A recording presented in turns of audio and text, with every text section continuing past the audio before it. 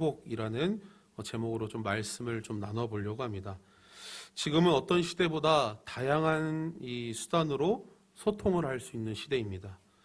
연초에 이 베트남을 다녀왔는데 한국에서 숙소를 예약하고 이미그레이션을 통과하기 전에 우리 예상할 시간을 다 예상해서 택시도 미리 호출해 놓고, 사실 이런 이야기가 당연한데 왜 저런 이야기를 하냐 할 정도로 소통이 잘 되는, 또 기술력이 또 좋은 시대가 지금 우리가 살고 있는 시대입니다. 굳이 말하지 않더라도 모든 일들이 다 가능해진 시대, 우리는 그러한 시대를 살고 있는 것이죠. 이렇게 다양한 소통의 수단을 가지고 다양한 이 기술력으로 우리는 살고 있는데, 놀랍게도 이렇게 소통이 잘 되고 있는 이 시대에 우리는 소통이 원활하지 않는 삶들을 살고 있는 것 같습니다. 수많은 정보들 가운데 우리는 살고 있지만 마음만 먹으면은 지구 반대편에 있는 사람과도 소통할 수 있는 기술력을 가지고 있지만 소통이 어려운 것 같습니다. 사실 멀리 갈 필요도 없지 않습니까? 우리 가족들, 우리 가정들 가운데 소통이 잘 이루어지고 계십니까? 이번 연휴 기간에 이 가족들과 이 가족 여행 갔다 오신 분들 계십니까? 소통이 잘 되셨습니까? 또 이 가족 여행 가자고 하니까 또 이렇게 이야기하신 분들 있지 않습니까? 주일에 교회 가야지 무슨 가족 여행이냐라고 이야기하신 분들 있으지 않으십니까? 그러면 저희들끼리 다녀오겠다라고 하면은 또 우리는 어떻게 소통을 합니까? 어떻게 이야기하셨습니까? 내 평생 소원이 너희들 주일 성수하는 건데, 목숨 거는 건데 내가 돈을 달라고 했냐, 뭐를 달라고 했냐, 예배만 잘 드리면 되는데 그게 그렇게 어렵냐? 한 번쯤 이런 대화 해보지 않으셨습니까? 저도 어떻게 이런 멘트를 잘 알고 있냐면은 저도 당해봤기 때문입니다. 너는 잠을 그렇게 못 이겨서 어떻게 할래? 직장은 어떻게 다니고 있느냐? 하면서 주말마다 이야기하지 않고 계십니까? 이게 걱정일 수도 있고 또 신앙적인 훈련일 수도 있겠지만 절대 신앙은 사실은 타협하는 것이 아니다 라고 우리는 이야기할 수 있을 것이죠. 그렇지만 우리가 방금 말씀드린 이 한 예시가 될 수도 있겠지만 오늘 함께 나눌 이야기는 우리 안에서 우리는 어떻게 소통하고 우리는 그 소통이 잘 이루어져 있는가, 그것을 한번 생각해 보자라는 것입니다. 신앙은 타협하는 것이라고 이야기하려고 하는 것이 아닙니다. 우리가 어떻게 소통하고 있는지 우리의 신앙을 점검해 보자는 겁니다. 방금 말씀드린 것처럼 대화는 어떻게 신앙적으로 맞냐 안 맞냐 타협하는 것이 아닙니다. 소통하는 것입니다. 사랑의 공동체가 되어야 될 이 가정에 소통이 필요하다라는 것이죠. 소통은 서로의 의미를 공유하고 존중해 주는 겁니다.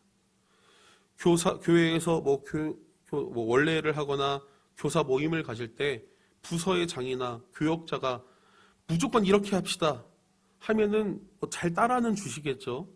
그런데 그거는 회의라고 이야기할 수 없습니다. 의미를 공유하고 존중해 줘야 됩니다.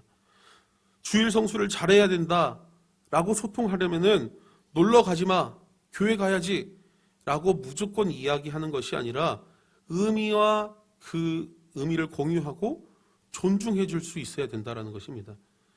이제는 우리는 소통을 이렇게 해야 됩니다. 집에 가셔서 이렇게만 소통하시면 됩니다. 좀 어려운 이야기를 좀 할 텐데, 시간은 카이로스다. 이것은 하나님의 시간이고 크로노스라고 하는 우리가 살고 있는 이 물리적인 시간이 있다라고 하면은 자녀들이 겁을 먹겠죠. 여기서부터 시작을 해야 됩니다. 카이로스라고 하는 이 하나님의 시간은 깊이와 넓이가 있는 시간이다라고 이야기해 줘야 됩니다. 제가 이 학부 3학년 때, 이 대학교 4학년 때죠. 이 광주에서 멀리 떨어진 이 전주에서 사역을 어떻게 시작하게 되었습니다. 그 교회가 재정적으로 너무나도 어려워서 도와달라고 해서 갔더니 그때 당시에 한 10년 전쯤 이야기인데 사례비가 한 50만 원 정도 됐습니다. 원래 45만 원이었는데 광주에서 온다고 50만 원을 저한테 준 겁니다. 진짜 너무나도 힘들게 살았습니다. 그리고 부모님에게 매일매일 용돈을 달라고, 엄마한테 가서 몰래 말하고 아빠한테 가서 몰래 말하고 양쪽에서 용돈을 받아서 썼습니다. 진짜 감사하게 또 부족하지만 감사하게 살았습니다. 그러다 보니까 하나님께서 은혜를 주셔서 외부 장학금을 받는 그런 놀라운 은혜가 있었습니다. 근데 그 조건이 뭐였냐면은 외부 장학금을 받는데 조건이 뭐였냐면은 그 교회 가서 직접 장학금을 담임 목사님한테 받아오는 것이 조건이었습니다. 그래서 한 5명 정도, 그때 가니까 제가 한 5명 정도 있더라고요. 한 명씩 들어가서 담임 목사님과 면담을 하고 그 장학금을 받아오면 되는 것이었습니다. 들어가면은 한 5분 있다가 계속해서 나오더라고요. 제가 막내여서 제일 늦게 들어갔습니다. 사실 어디 교회인지 어떤 목사님이었는지 기억은 안 납니다. 근데 이 다과를 싹 준비해 주시고 제가 마지막에 이 당회실에 들어가니까 딱 봉투를 주시면서 저한테 한마디 하시더라고요. 예수 잘 믿어라. 그렇게 하고 나가래요, 저는. 그래서 전 나름대로 오래 기다렸는데 저한테 예수님 잘 믿어라, 예수 잘 믿어라 그 한마디 하고 딱 봉투를 주니까 좀 화가 났습니다. 내가 이렇게 열심히 사역도 하고 있고 학교도 다니고 근데 나보고 예수님을 잘 믿으라고? 내가 이렇게 예수님 잘 믿고 있는데 와 그렇게 화를 내면서 제가 이 봉투를 열면서 화가 풀렸던 네, 너무나도 감사하게 다시 기숙사로 돌아왔던 그런 경험이 있습니다. 근데 그 교회 목사님도 생각이 안 나고 그 교회가 어딘지도 생각이 안 나는데 사역을 하다가 가끔마다 힘들 때마다 그 목사님 이야기가 생각이 납니다. 예수님 잘 믿어라. 제가 사역을 하는 것이 이게 맞나? 꼭 내가 사역을 해야 되나? 더럽고 치사하네. 이런 생각이 인간적으로 한 달에도 몇 번씩 들을 때가 있습니다. 근데 제가 지금까지 놀라운 것이 한 주도 쉬지 않고 지금 교육전도사 때부터 계속해서 사역을 이어가고 있습니다. 이 5분도 안 됐었던 그때 그 면접, 그 장학금을 받으면서 그 당회자 목사님과 나눴던 그 이야기, 그 깊고 넓은 이 하나님의 역사하신 그 시간이 제가 이제 사역을 한 13년 정도 했더라고요. 생각해 보니까. 이 13년 동안의 시간 동안에 위기와 여러 가지 어려움 가운데에 저를 버티게 해줄 수 있었던 그 놀라운 은혜는 하나님께서 그 목사님을 통해서 얼굴도 기억 안 나고 이름도 기억나지 않는 그 목사님을 통해서 해주신 그 단 한마디, 예수님 잘 믿어라, 예수 잘 믿어라 하시고 주셨던 그 봉투, 그 시간이 저를 버틸 수 있게 해주셨다는 겁니다. 우리는 지금 일주일에 1시간 예배드리는 이 카이로스라고 하는 이 하나님의 시간으로 일주일이라는 이 물리적인 시간을 보내고 있습니다. 다시 말해서 우리는 이 카이로스, 하나님께 예배드린 이 1시간을 가지고 일주일 168시간을 우리는 승리하면서 살아갈 수 있는 것입니다. 그러니까 자녀들한테 이렇게 물어봐야 되겠죠. 예배 드려야겠냐 안 드려야겠냐. 예배 드리고 놀러 가자라고 이제는 이야기할 수 있어야 됩니다. 무조건 내 평생의 소원이 예배 드리는 건데 그런 이제 감성팔이는 통하지 않습니다. 이제는 의미를 공유해주고 하나님께서 너의 인생에서 어떻게 역사하시는지 존중해줘야 된다는 것입니다. 이게 바로 소통입니다. 사실 기독교의 신앙의 기본이 소통입니다. 하나님께서 천지를 창조하시고 첫사람 아담과 하와에게 창조하신 모든 것을 관리하고 경작하게 하셨습니다. 근데 중요한 것은 어떠한 매뉴얼을 주지 않으셨다는 것입니다. 자유의지를 주셨고 자유의지로 선택하고 결정할 수 있도록 창조하셨습니다. 하나님께서 사람을 창조하시고 그 의미를 공유하시고 존중하신 것입니다. 선악과도 사실 마찬가지입니다. 동산 중앙에 선과 악을 알게 하시는 나무를 만드신 거죠. 우리는 이렇게 생각합니다. 아니 왜 굳이 하나님께서 그런 거를 만드셔서, 우리는 이렇게 이야기할 수 있지만 하나님께서 우리의 모든 자유의지를 주셨지만 선악을 통해서 먹지 말라고 말씀하셨고 하나님과의 관계에 대해서 의미를 공유하시고 우리를 존중해 주신 거죠. 우리와 소통하기를 원하셨던 것입니다. 모든 자유의지를 다 주었지만 이것만을 먹지 말아라, 너와 나의 관계가 끊어진다라는 의미를 공유해 주신 것입니다.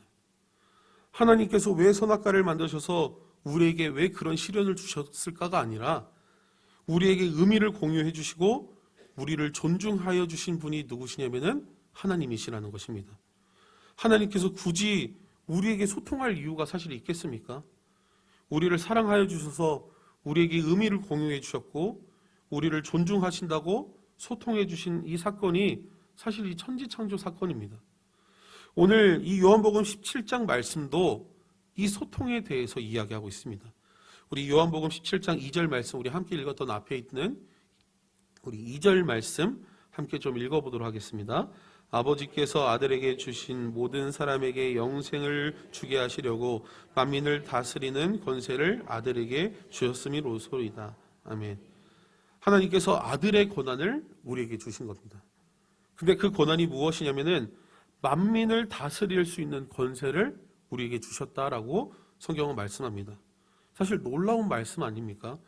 모든 사람을 다스릴 수 있는 권세. 이 권세가 있으면 너무나도 좋을 것 같죠. 근데 이 권세는 모든 사람을 다스리고 노예를 만들어라 하고 하는 권세가 절대 아닙니다. 이 권세는 모든 사람에게 예수 그리스도를 알게 하는 하나님이 주시는 영원한 생명을 알게 하는 능력을 말합니다.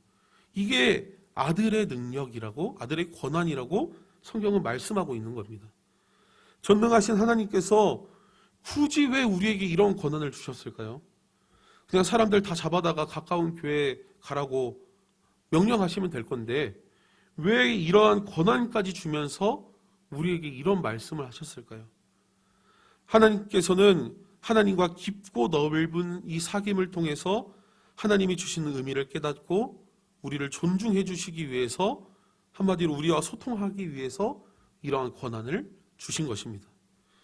오늘 설교의 이 압축적인 말씀, 우리 함께 읽었던 17장 5절 말씀도 함께 좀 읽어보도록 하겠습니다. 5절 말씀입니다.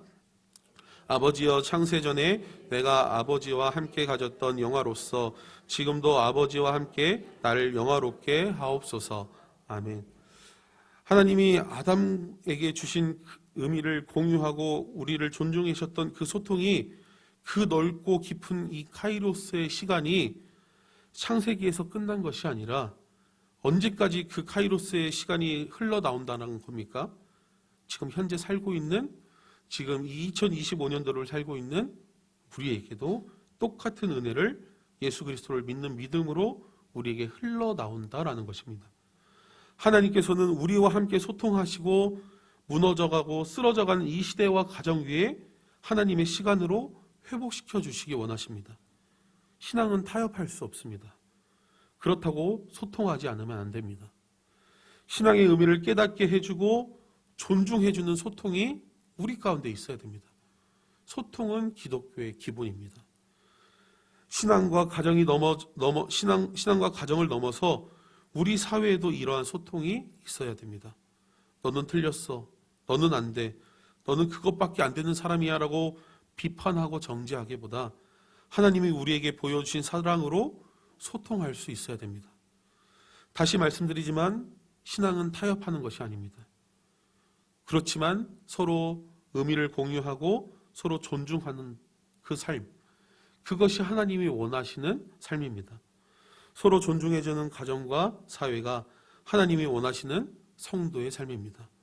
5월 이 가정의 달을 맞이하여서 우리 가족들이 서로 존중하며 하나님 안에서 사랑을 나누며 서로 소통하고 신앙과 하나님께서 함께 하시는 그 카이로스의 시간을 통해서 회복되어지는 귀한 은혜가 우리 성교회 모든 성도님들 가운데 있기를 소망합니다.